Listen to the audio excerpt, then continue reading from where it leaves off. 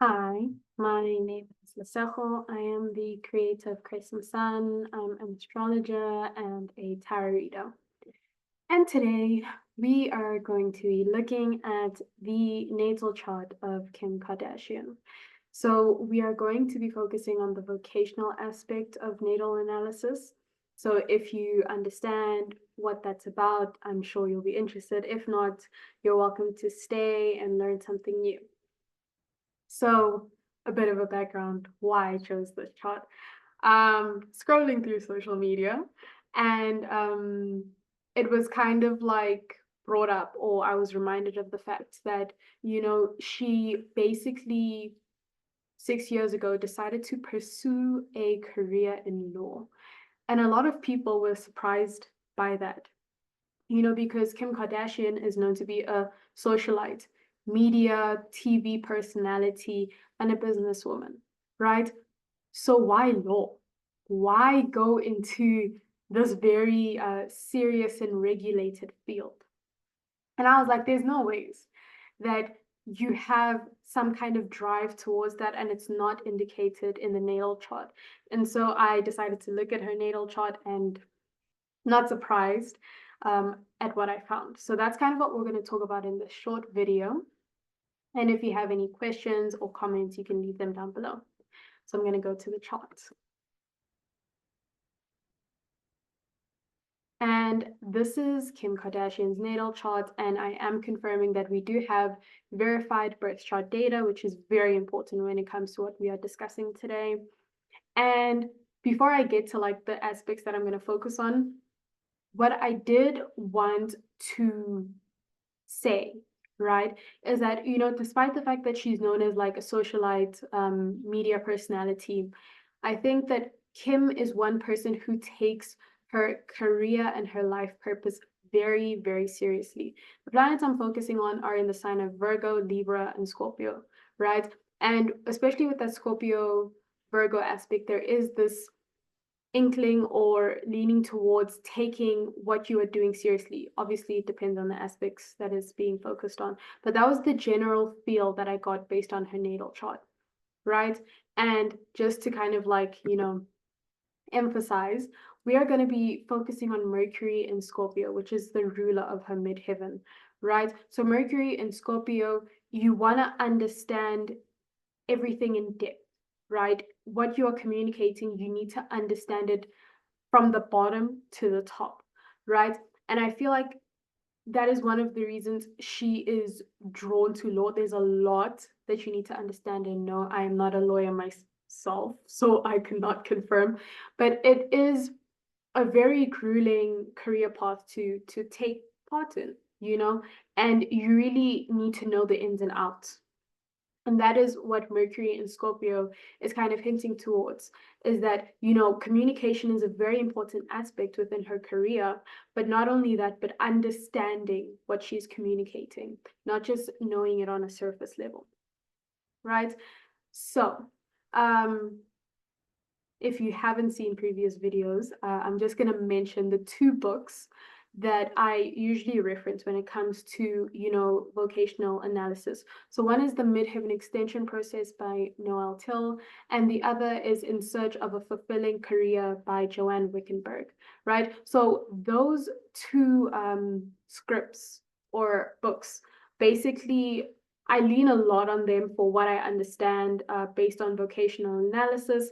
And why I'm bringing that up is when it comes to certain career paths, right? If someone says, I want to do this, or if someone wants to pivot and change their career, you need to understand what potential that person has. And that is why we look at the natal chart. We want to know what potential you have.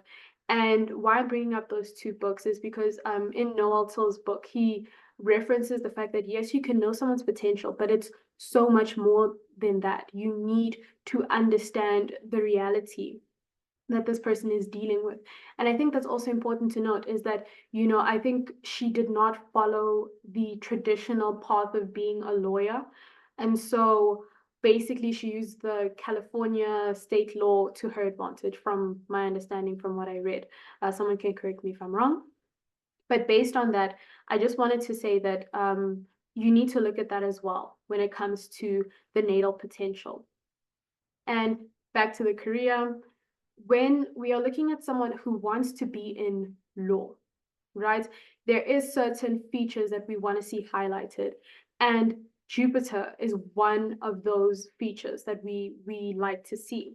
And why? It's about, expansion, it's growth. But when you think about it, right, Jupiter wants to know all in a sense. And that's why it's that aspect of expansion, growth, for better or for worse. And when we see where Jupiter is within her natal chart, it is basically conjunct her MC degree, right, at 28 degrees, like exactly there. And to me, this is highlighting someone that really wants a career that they can grow in a practical, efficient way, right? So that's kind of what we are seeing when we're seeing Jupiter in Virgo, basically conjunct the MC degree. And just so you know, Jupiter is uncomfortable. It's in its sign of not domicile, it's fall, right? No, detriment. Yes, yes. Sorry, my mind was like sorting. It's in its sign of detriment in the sign of Virgo, right? So yes, I circled Saturn there, and it's not what I wanted to focus on, but we work with what we have. So basically there's that prominent Jupiter there in the 10th house, and bringing up Saturn. Saturn, to me, like what I was saying earlier, she wants to be taken seriously in her career. She wants a very prominent position within her career, and she wants to also be in a position of power, position of prominence, position of being very well noticed, right? And being a lawyer can give you all of those things. You are well respected in society. And yes, she is a businesswoman, but I think because she has such a drive when it comes to her career, it's like, why do I have to wear one hat when I can wear all of these different hats? And that's kind of the perspective she was coming from. And I think that's also one thing that is important to note, right? Is that when you are looking at your vocational profile, or looking at why you want to be in a career and does it link with your vocational profile, understanding your motivation will help you know what is for you and what is not for you, right? So she's basically been at this for 6 years, right? And one thing I do want to note, or just make you aware of, is the fact that, her sun is conjunct Pluto as well. I'm not going to highlight it, but I just want to add to that, where it's like she prominence and being well noticed. Being a media personality is one way to do that, but because she wanted to be respected, Saturn is there. We're seeing someone who basically wanted everything in the pot. I know I was all over the place, but I hope that my main point got across to everyone, and if it didn't, stop. But those are basically the signatures that I wanted to focus on. And in Natal's book as well, he mentions the different channels that are highlighted. And I think that when it comes to that as well, you want to take note when you are, profiling your vocation, which branch your chart is leaning towards. It could be leaning towards more than one, but what is strong? What can you build on? Like, that's very important to note. So I hope that you enjoyed this video. And if you have any questions, comments, something that I didn't mention, please let me know down below, and enjoy the rest of your day.